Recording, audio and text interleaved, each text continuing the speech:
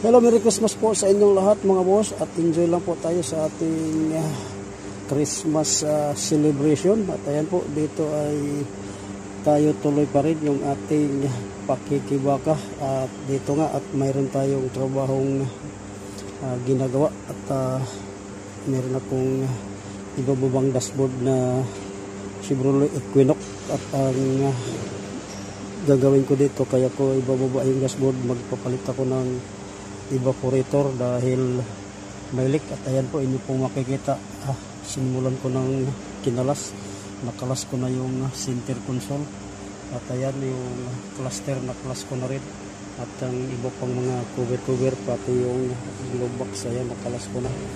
At medyo malaki-laki po itong trabaho na to.